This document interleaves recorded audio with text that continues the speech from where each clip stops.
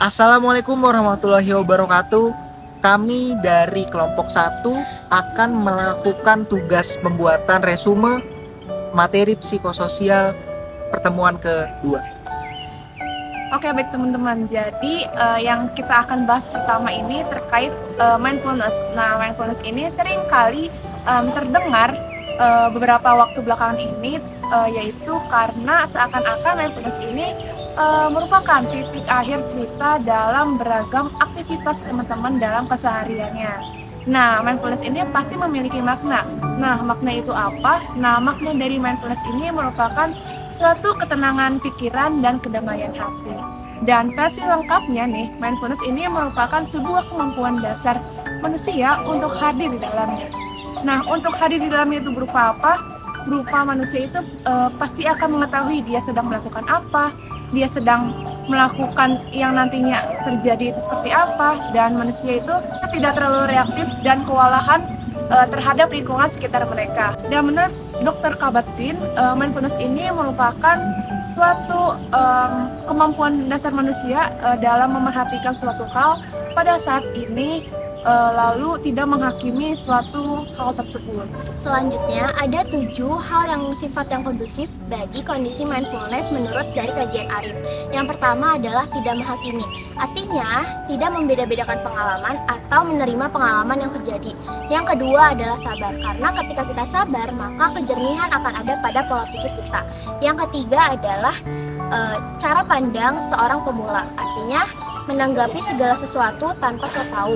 Yang keempat adalah percaya pada diri sendiri bahwasanya segala yang terjadi itu akan menjadi lebih baik. Yang kelima itu adalah tidak ngotot. Nah, ketenangan hati seseorang akan berkurang apabila ia ngotot akan suatu hal. Yang keenam adalah menerima segala sesuatu yang terjadi pada dirinya. Dan yang terakhir, yang ketujuh adalah melepaskan segala sesuatu.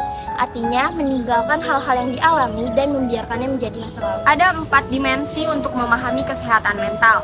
Yang pertama, kesehatan mental adalah tidak adanya gejala-gejala gangguan jiwa dan tidak adanya gejala-gejala penyakit jiwa. Yang kedua, kesehatan mental adalah kemampuan individu untuk beradaptasi dengan dirinya sendiri, dengan masyarakat, dan juga dengan lingkungan tempatnya tinggal.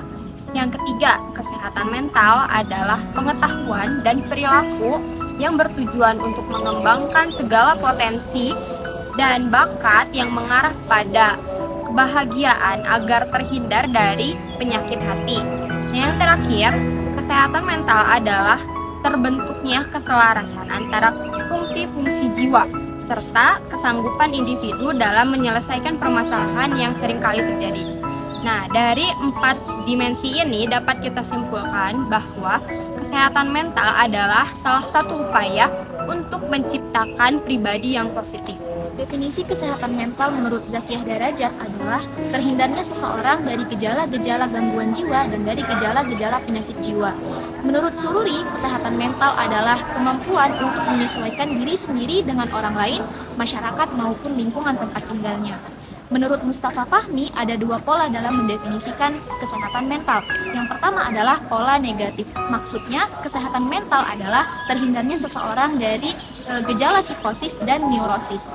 Pola yang kedua adalah pola negatif. Maksudnya, kesehatan mental adalah kemampuan individu dalam menyesuaikan diri dengan diri sendiri, orang lain, dan lingkungan tempat tinggal. Menurut Hana Jumhana Bastaman, ada 4 pola dalam mendefinisikan kesehatan mental. Yang pertama adalah pola simptomatis, yakni berkaitan dengan gejala atau keluhan gangguan atau penyakit yang berkaitan dengan mental atau nafsu. Kemudian yang kedua adalah pola penyesuaian diri, yakni berkaitan dengan keaktifan diri individu dalam memenuhi tuntutan lingkungan tanpa kehilangan harga diri. Yang ketiga adalah pola pengembangan diri, yakni berkaitan dengan kualitas insani seperti kreativitas, kecerdasan, tanggung jawab, dan lain sebagainya.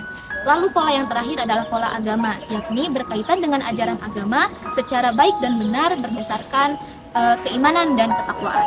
Kriteria normal sehat dibagi menjadi 5, yaitu dilihat dari diri sendiri, realitas, integrasi, kompetensi, dan otonomi.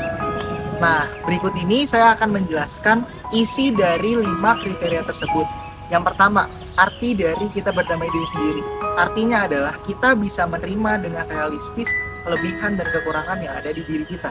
Yang kedua, terhadap kompetensi. Itu artinya kita memiliki kompetensi untuk mengatasi segala permasalahan yang ada di lingkungan sosial kita dengan baik.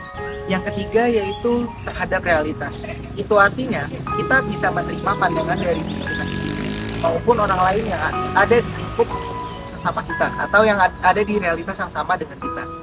Yang keempat yaitu integrasi. Kita kalau berintegrasi itu berarti kita bisa mengontrol stres yang ada di diri kita. Nah, yang terakhir yaitu otonomi, yaitu hal di mana pendirian kita tidak dapat diganggu-gugat oleh pendirian orang lain. Prinsip-prinsip kesehatan mental itu ada 8. Yang pertama, gambaran dan sikap yang baik pada diri sendiri. Yang kedua adalah integritas diri. Lalu yang ketiga itu adalah perwujudan diri atau aktualisasi. Yang keempat itu ada berkemampuan untuk menerima orang lain, melakukan aktivitas sosial, lalu dapat menyesuaikan diri dalam lingkungan yang sekitar. Yang kelima, berminat dalam tugas dan pekerjaan. Yang keenam, agama, cita-cita, dan falsafah. Yang ketujuh adalah pengawasan diri, dan yang kedelapan adalah tanggung jawab. Sekian dari kelompok 1. Terima kasih. Wassalamualaikum warahmatullahi wabarakatuh.